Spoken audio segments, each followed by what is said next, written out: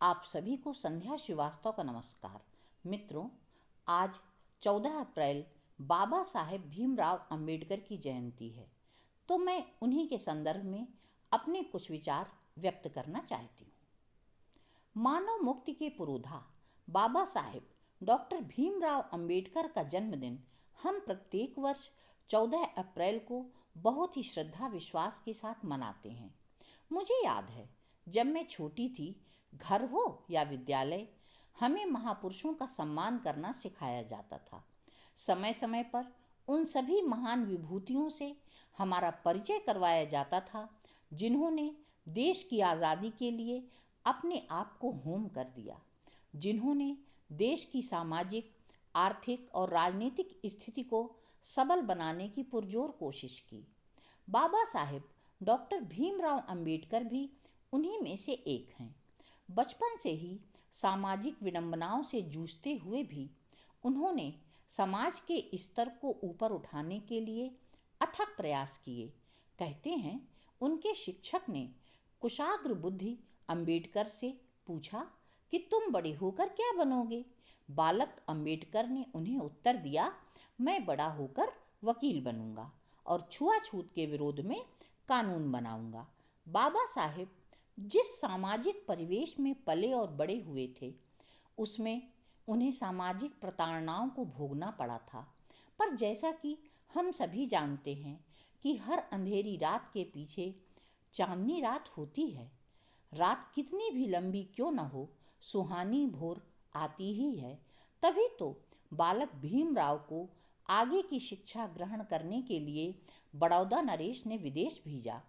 भारत का सपूत जब बैरिस्टर बनकर आया, तब महान विधिवेत्ता और महान शिक्षाविद कहलाया। बाबा साहब अपने समय के सबसे सुपठित जनों में से एक थे। देखा जाए तो सब मिलाकर वे इतिहास मीमांसक, विधिवेत्ता, अर्थशास्त्री, समाजशास्त्री, शिक्षाविद और धर्म दर्शन के व्याख्याता बनकर हमारे सामने आए। उन्होंने समाज और राजनीति में बेहद सक्रिय भूमिका निभाते हुए अछूतों, स्त्रियों और मजदूरों को मानवीय अधिकार व सम्मान दिलाने के लिए अथक संघर्ष किया। मित्रों, हमारा संविधान, जिसके निर्माण में 2 वर्ष 11 माह और 18 दिन लगे, उसके निर्माण में उसकी महती भूमिका और एकनिष्ठ समर्पण की भावना थी। उसमें बाबा साहब का पूरा योगदान था। वे भारतीय संविधान निर्माताओं में से एक थे।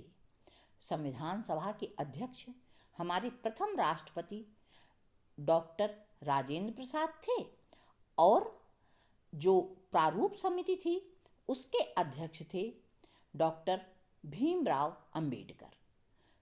बाबा साहब की रचनात्मकता के 3 प्रेरक व्यक्ति थे, गौतम बुद्ध, कबीर और ज्योतिबा फूले। संविधान में बहुत सी महत्वपूर्ण बातों के साथ हमारे मूल अधिकार बहुत महत्वपूर्ण है, जिसमें समानता और स्वतंत्रता का अधिकार। अपने आदर्श समाज की कल्पना में डॉक्टर अंबेडकर ने कहा कि मेरा आदर्श समाज स्वतंत्रता, समानता और भ्रातृता पर आधारित होगा।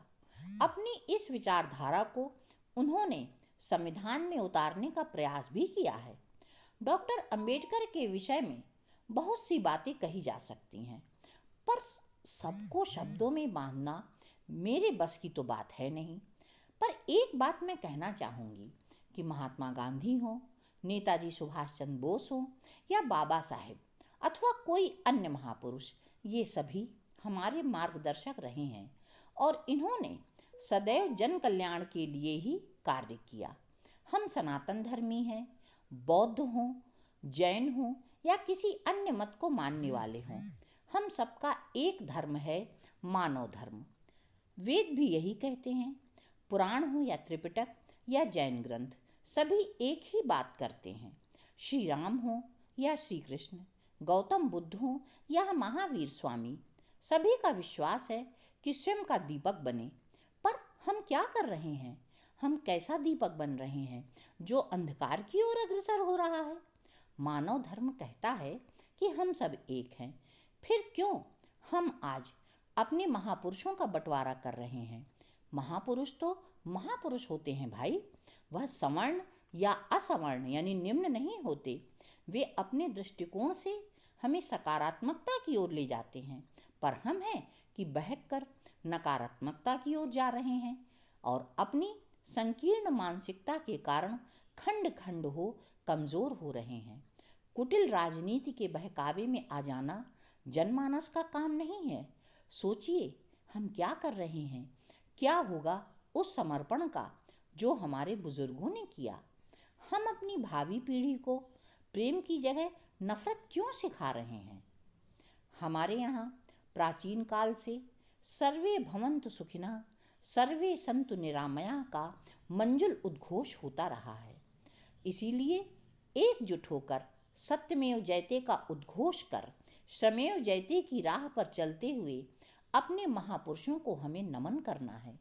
तभी बाबा साहब की जयंती की सार्थकता होगी। बिल्कुल मित्रों, तभी हम सार्थक रूप से बाबा साहब की जयंती मना सकेंगे। अतः अंत में मैं यही कहना चाहूँगी, बाबा साहब का जीवन वृत्त एक अमिट संदेश है। अन्याय से लोहा लेकर आगे बढ़ने का उद्घोष है। नकारात्मकता को त्याग कर एकजुट होने का व्रत है। ऐक्य मंत्र उच्चारित कर भारतीय कहलाने का गर्व है। भारतीय कहलाने का गर्व है। धन्यवाद।